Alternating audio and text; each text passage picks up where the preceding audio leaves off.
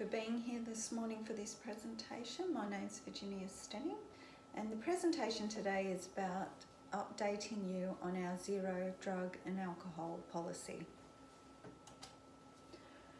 During this presentation, we will be looking at identifying alcohol and drug related risks, reviewing our updated policy, knowing our roles and responsibilities, drug and alcohol testing at the workplace, disciplinary action, and also support and help. So I want you to imagine yourself for a moment that you've turned up to your work site, you're working on the road, and it's a really busy morning in the street.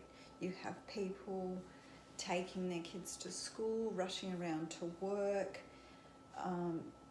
There's a lot of vehicle and pedestrian activity, and you're working alongside another co-worker, and you just notice something is different today. He is not on his game, he's extremely relaxed, he has poor concentration and coordination, he's just slower than normal to react to normal situations. He's a plant operator. So he is about to unload a 5-ton excavator off the truck onto the road in these conditions. Would you feel he was confident to do his job, like he was fit to work? Would you feel safe that he wasn't putting you in danger, or he wasn't putting any members of the public in danger? Would you know what to do? If you found yourself in this situation, what would you do? So the purpose of this presentation is, if this should happen, or it's a similar situation where you feel like someone is affected by drugs and alcohol at work, that you would know what to do, your roles and responsibilities. And we're trying to promote awareness in the company regarding drugs and alcohol.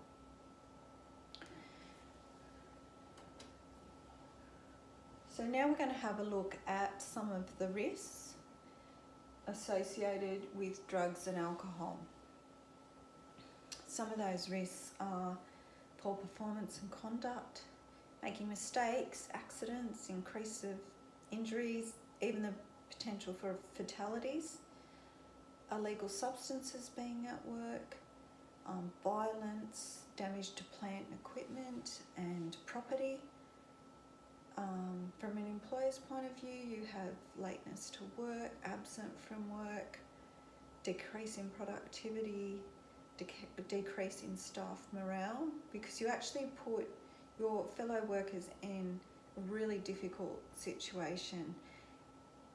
They are faced with the situation of reporting your behaviour to their supervisor, or they might feel they have to cover up for the lack of productivity, so they're working harder to cover up your decrease in productivity. And then there's also neglect in personal grooming. There's some of the risks associated with drugs and alcohol. So we have a zero tolerance policy as a company, and from the handout you will see the latest policy, and in the middle section there it's got 19.1 zero tolerance policy, and it's just briefly we'll go through some of that. It says the use of drugs or alcohol jeopardizes a safe workplace. The employer has a zero tolerance policy with regard to drugs and alcohol in the workplace. Employees are not permitted to work while under the influence of drugs or alcohol. For the purpose of this policy, and due to the nature of your work, if at any time you are required to operate vehicles, heavy or otherwise, or machinery, the blood alcohol content limit is 0. We are in a high risk industry. We are a civil construction company, so it is important that we have this policy in place. The next section says non-compliance with this policy and any associated procedure by employees may result in disciplinary action up to and including termination. So it is viewed very seriously. And then we'll go through this a bit later, but we do recognise that it is a treatable condition. So what are the roles and responsibilities? Well, we've got this information from the Work Health and Safety Regulation 2017 and a lot of information from Safe Work Australia. But as an employer, we must ensure the health and safety of all employees and others, which includes the public, by providing a safe workplace. And we must have things in place that do provide a safe workplace and the resources to be able to manage that. As an employee, though, you also have responsibilities. You are responsible to take care of your own health and safety, and your conduct and behaviour should not put others at risk. You have to be fit and well enough to do your job and not under the influence of alcohol and drugs while at work. This would include illegal drugs, but also the misuse of prescribed drugs. So you would not want to be taking shortcuts or not using equipment properly just because you're under the influence of a substance. So we expect that you would comply to the zero tolerance of alcohol and drugs at work, while at work, and that if you had taken alcohol or drugs prior to work and it would affect your work, that would be unsatisfactory as well. If you need to take prescription medicines, you need to ask your doctor about the effects that it would have on your work. Will it affect your ability to perform your tasks? You may need to speak to your supervisor about that as well. And if you have a co-worker that is impaired at work, then you need to speak to your supervisor. And we have systems in place and procedures in place that the appropriate person would approach that person, but your responsibility is to report that to your supervisor if you suspect drugs and alcohol at the workplace and someone is affected by it. Drugs and alcohol testing. So this is outlined in your contract that you may be asked to go for a medical assessment prior to employment or an unscheduled medical assessment during your employment.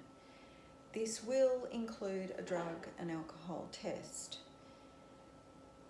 and you would be asked to participate in that. If there is a need for disciplinary action, then this is really important. This is also set out in your contract of employment. The employer may terminate your employment if abuse of alcohol or drugs while you're at work or prior to commencing work, which adversely affects your ability to carry out your duties, or if you get a medical assessment and it comes back with an unsatisfactory result. So these are really important things to remember why we have a zero drug and alcohol policy. As regards to support and help, as a company, we realise that alcohol and drug dependency is treatable. It's a treatable condition, and we would urge you to seek assistance from appropriate organisations or support groups, or to get professional help. We really encourage that.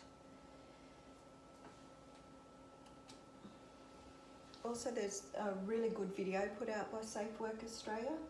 It's to do with the construction industry and just showing that there's other workplaces that do not tolerate drugs and alcohol at work, and it's a really good 1-minute video to watch. So at the end of this presentation, we've gone through our updated policy. Everyone's aware of their responsibilities and their roles. We really want to encourage that we're promoting this safety first culture in the company. We now know what's expected of your behaviour at work, what you should expect others that you work with, their behaviour and their conduct to be.